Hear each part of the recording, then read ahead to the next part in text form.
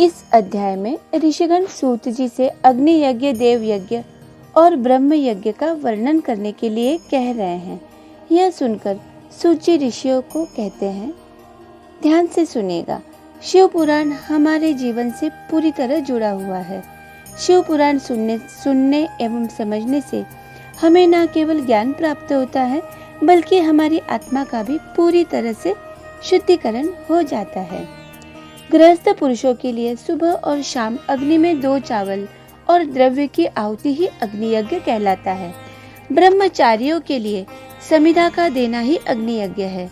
जब तक किसी इंसान का विवाह ना हो, उनके लिए अग्नि में सामग्री की आहुति, व्रत तथा जाप करना ही अग्नि यज्ञ कहलाता है। ब्राह्मणों द्वारा प्रातःकाल सूर्य देव को दी आहुति से आयु की वृद्धि होती है, अथवा सायंकाल को अग्नि के लिए दी आहुति से संपत्ति की प्राप्ति होती है। इंद्र आदि समस्त देवताओं को प्राप्त करने के उद्देश्य से जो आहुति अग्नि में दी जाती है, वह देव यज्ञ कहलाती है। वेदों के नित्य अध्ययन और स्वाध्याय को ब्रह्म यज्ञ कहते हैं।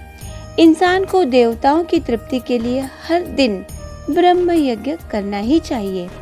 अब सूत जी समस्त ऋषिगण से कहते हैं, अग्नि के बिना देव यज्ञ कैसे किया जाता है। इसके बारे में वे कहते हैं कि सृष्टि के आरंभ में हमारे भोलेनाथ शिव जी ने समस्त लोगों के उपकार के लिए वारों की कल्पना की। इस संसार में हर तरह की बीमारी का निवारण केवल और केवल महादेव ही कर सकते हैं। महादेव वैद्य भी हैं तथा महादेव औषधि भी। भगवान शिव ने सबसे पहले वारों की रचना की। सबसे पहले अपने ही वार की रचना की, जो आरोग्य प्रदान करने वाला है। उसके बाद अपनी माया शक्ति का वार बनाया, जो संपत्ति प्रदान करने वाला है। जन्म काल में दुर्गतिग्रस्त बालक की रक्षा के लिए कुमार के वार की कल्पना की। आलस्य और पाप की निवृत्ति हो, उनके लिए भगवान विष्णु का वार बनाया। तीनों लोकों की वृद्धि हो, पाप पुण्य की रचना होने पर लोगों को शुभ अशुभ फल देने वाले इंद्र और यम के वारों का निर्माण किया। ये वार भोग देने वाले तथा मृत्यु के भय को दूर करने वाले हैं। इन सब के बाद भगवान शिव ने 7 ग्रहों को इन सभी वारों का स्वामी निश्चित किया। ये सभी ग्रह नक्षत्र ज्योतिर्मय मंडल में प्रतिष्ठित है। शिव के वार के स्वामी सूर्य है, यानी रविवार। शक्ति संबंधी वार के स्वामी सोम, यानी सोमवार। कुमार संबंधी वार के अधिपति मंगल, यानी मंगलवार। विष्णुवार के स्वामी बुध, यानी बुधवार। ब्रह्मा जी के वार के स्वामी बृहस्पति, यानी गुरुवार। इंद्रवार के स्वामी शुक्र, यानी शुक्रवार। तथा यमवार के स्वामी शनि है, यानी शनिवार।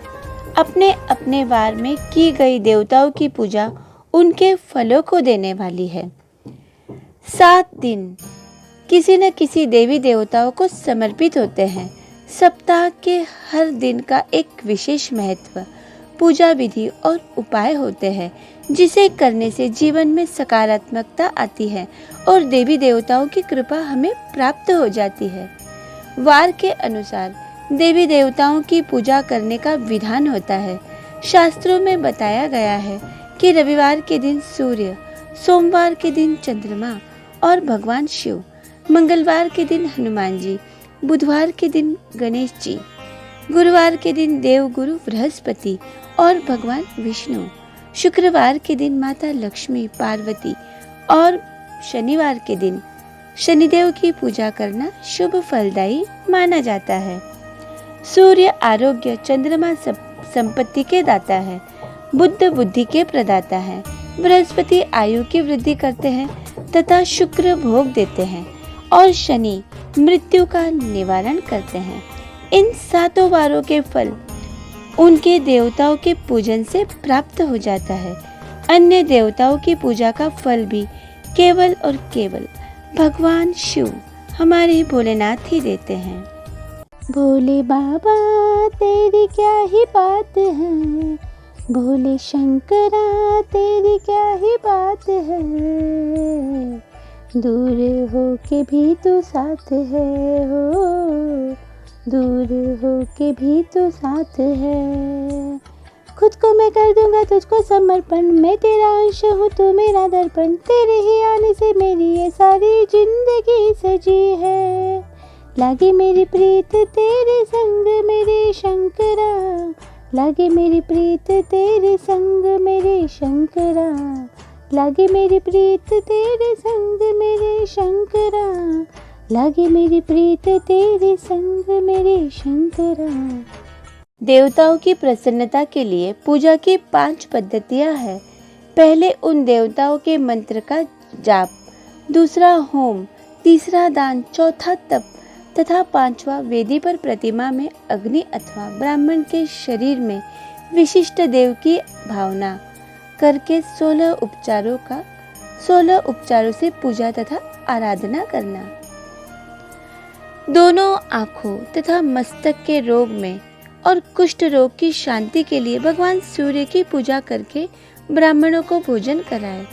रविवार को सूर्य देव तथा अन्य देवताओं के लिए तथा अन्य ब्राह्मणों के लिए विशिष्ट वस्तु अर्पित करें।